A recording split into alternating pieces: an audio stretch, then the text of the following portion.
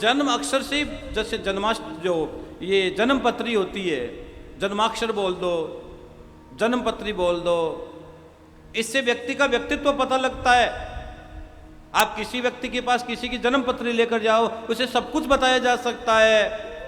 अगर कोई सच्चा साधक होगा, जो इष्टी होगा, जो भजनानंदी होगा, वो यहां तक कैलकुलेशन करके बता सकता है तेरी अंतिम सांस कहां पर निकलेगी।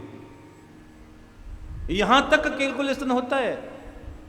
ज्योतिष बहुत बड़ा विषय है। ज्योतिष का मतलब दर्पण है, ये आपका आईना है, ये सब कुछ बताया जाता है। लेकिन साधक लोग जानते हुए भी बहुत सी चीजें नहीं बताते हैं, अगला घबरा जाता है। हाँ, ज्योतिष बहुत बड़ा सब्जेक्ट है।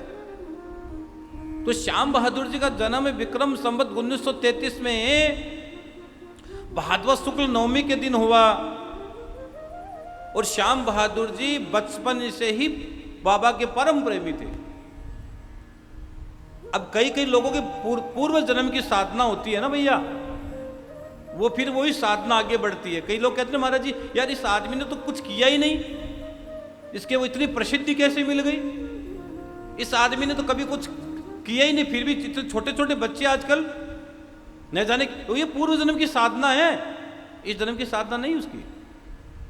पूर्व जन्म की साधना के कारण जीवात्मा को सब चीज प्राप्त हो जाती है। लेकिन अब भजन करोगे तो आगे की सुधार लोगे। पूर्व जन्म का तो तुम खा रहे हो। इस जन्म में हमने आकर क्या किया, कितना भजन किया, पूरी आत्मा पर हाथ रखकर बताना। आज रात को सोने से पहले सोचना तुमने अभी तक क्या खोया और क्या पाया, कितना भजन किया। तो आप रात को ये सोचोगे मैंने जिंदगी में खोया ही खोया है, मैंने पाया कुछ नहीं है, मैंने कुछ नहीं पाया। जिंदगी में हमने बहुत समय खो दिया।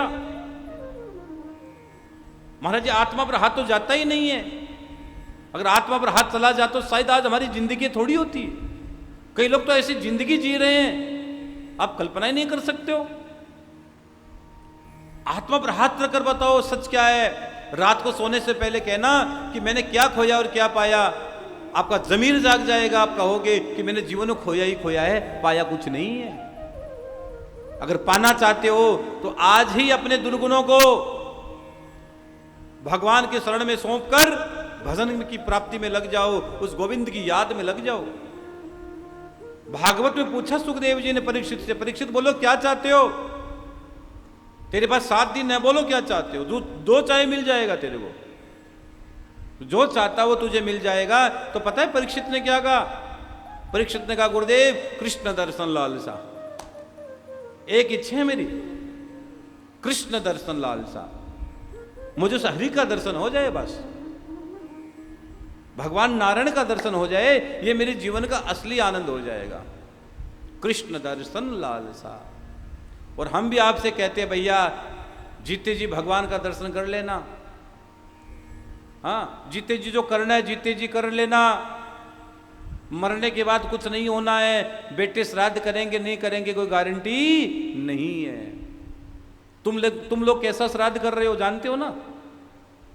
अब इस समय तुम लोग कैसा श्राद्ध कर रहे हो, तुम्हारी से भी विपरीत स्थिति होने वाली है आगे जाके। वक्त दौड़ रहा है। कितने घरों में श्राद्ध होता है सही तरीके से नहीं होता है। कितने घरों में लोग सही तरीके से श्राद्ध का भोजन बनता नहीं बनता है। अरे हमने तो वो घर भी देखे हैं कि श्राद्ध की रसोई से ब्राह्मण भोजन से पहले माताएं बच्चों को टिफिन में जाकर वो प्रसाद दे देती, ले जा। हमने वो घर भी देखे हैं। श्राद्ध की रसोई में आपका अधिकार नहीं होता है जिस दिन श्राद्ध की रसोई बनती है, लेकिन माताएं तो टिफिन में जाकर दे देती है बेटे को, ले बेटा ला ख्याल लेना स्कूल में जाकर। अरे नहीं, श्राद्ध की रसोई में तुम्हारा अधिकार नहीं है। आपने जिस ब्राह्मण देवता को बुलाया है उनका पूजन करो। और श्राद्ध जिस दिन हो, आपके पूर्वजों की तिथि हो, उस दिन मेरी हाथ जोड़ के विनती है जिस ब्राह्मण देवता को घर बुलाओ उसे ये जरूर कहना गुरुवर, हे ब्राह्मण देवता मेरे पूर्वजों के लिए तर्पण जरूर करवा देना। इतना जरूर करना। आप जिस दिन आपके पूर्वजों की तिथि आए उस दिन ब्राह्मण देवता को घर बुलाया करो और बुलाकर कहा करो गुरुदेव, हे ब्राह्मण देवता, हे मेरे सदगुरुदेव भगवान, एक काम करो, आज तर्पण कर दो मेरे पूर्वजों के लिए। तर्पण बहुत बड़ी विधि है। पहले तर्पण करवाया करो, फिर ब्राह्मण भोजन करवाया करो। हाँ, लेकिन महाराज जी समय कहाँ है आजकल? मुझे 9 बजे दुकान जाना है, 8 बजे ब्राह्मण देवता आएंगे, इतनी सी खीर बनाएंगे, दूसरी बार मांग ले तो झमेला खड़ा हो जाए। इतनी सी खीर, वो भी देसी गाय का तो है नहीं दूध, पता नहीं कहां से लेके आए दूध, बना दिए खीर। अरे एक संत ने तो यहां तक लिखा है, सच कह रहा हूं, मैं सुन रहा था, और हिंदुस्तान के मूर्धन्य विद्वान है वो, मैं नाम तो कोट नहीं करूंगा, लेकिन उन्होंने इस बात को कहा है कि जो देसी गाय से जो देसी गाय से आप अगर भगवान दूध से आप देसी गाय का दूध है उससे ठाकुर को नहलाते हो तो पूजा स्वीकार है। अगर देसी गाय का घी है तो पूजा स्वीकार है, इसके अलावा पूजा कहां स्वीकार है? महाराज जी बात तो बहुत बड़ी कहते हो आप, बात सच कहता हूं मैं। पंडित जी 8 बजे भोजन करने आएंगे श्राद्ध के दिन, कहां तर्पण कराओगे? 9 बजे तुम्हें दुकान जाना है। दुकान तो भैया जरूरी है ना जाना, एक दिन में कोई फर्क नहीं पड़ना। जब पूर्वजों का दिन आए तो पूरे विश्वास के साथ भोजन करवाना, श्रद्धा के साथ भोजन करवाना, आनंद आ जाएगा जीवन में। हाँ, अब कईयों के घर में बताऊं मैं आपको, कईयों के घर में जो श्राद्ध का दिन होता है, शायद आज मेरी कथा का तो चैप्टर तो ये नहीं था, लेकिन मैंने उठा ही लिया तो इसको पूरा तो कर दूं। कईयों के घर में जो श्राद्ध होता है ना, श्राद्ध के दिन किसको भोजन करवाते हो बताओ? किस किस को निकालते हो? ब्राह्मण को निकालते हो, ब्राह्मण को खिलाते हो, कागा को खिलाते हो, गाय को खिलाते हो, खिलाते हैं ना, गाय भी होती है, कागा भी होता है, यहां तक श्वान कुत्ते को भी दिया जाता है, यहां तक कुत्ते को भी दिया जाता है, दिया जाता है, ये सब जानते हैं।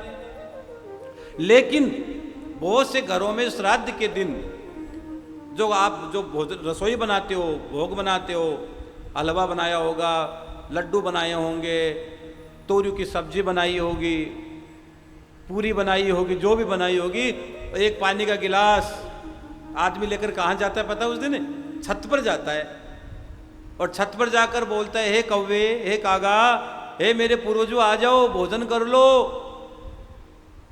मैं विश्वास दिलाता हूं आपको, मैंने बहुत घर देखे हैं, कौवे पास में बैठे, कागा पास में बैठा है, लेकिन फिर भी आपके घर का वो भोजन नहीं ले रहा है। कागा पास में बैठा है, फिर भी तुम्हारे घर का वो भोजन नहीं ले रहा है। 1 घंटे इंतजार किया, 2 घंटे इंतजार किया, कागा ने भोजन नहीं लिया। आदमी नीचे आकर बोलता है, अरे ठीक है ठीक है, हो गया, चलो सबको भोजन कराओ। अरे कहां श्राद्ध हो गया? कोई श्राद्ध नहीं हुआ। कागा ने भोजन नहीं लिया, इसका मतलब कुछ नहीं हुआ। अब तुमने ढकोसला कर लिया, तुमने नाटक कर लिया कि हो गए, पूजा हो गई, बंदगी उठा ले आसन। नहीं, ऐसा नहीं होता है। श्राद्ध के दिन कागा ने भोजन नहीं लिया, और कागा का भोजन लेने के बाद जल का भी विधान है, ऐसा नहीं है। अरे कागा तुम्हारे सामने भोजन लेगा। अगर तुम्हारे पूर्वज खुश है, तुम्हारे पितर खुश है, घर के देवता खुश है, तो रख दो कागा को भोजन, और तुम्हारे सामने कागा भोजन लेगा। और तुम जल का उनको आचमन भी करवा सकते हो, हाथ में गिलास रखना पास में, वो जरूर लेगा। कौन कहता नहीं लेगा? लेकिन महाराज जी 12 महीने तो याद किया नहीं। आज श्राद्ध का दिन आया, अपने काम निकालने के लिए हम आ गए। ये स्थिति तुम्हारी भी होने वाली आगे जाकर। अगर तुम्हारे बच्चे जैसे देखते हैं वैसे ही करते हैं, आपके बच्चे जैसे देखेंगे वैसे करेंगे, इसलिए सावधान। श्राद्ध के दिन कागा ने भोजन नहीं किया तो श्राद्ध माना नहीं गया, वो श्राद्ध अधूरा रह गया। और श्राद्ध के दिन तर्पण जरूर करना, फिर मैं कह रहा हूं। पितरों की तिथि के दिन तर्पण जरूर करना, फिर मैं कह रहा हूं। और घर में मटका जरूर रखना, फिर मैं कह रहा हूं। यही मेरी कथा है, यही मेरी कथा है। चाहे श्याम कथा उठा लो, चाहे राम कथा उठा लो, यही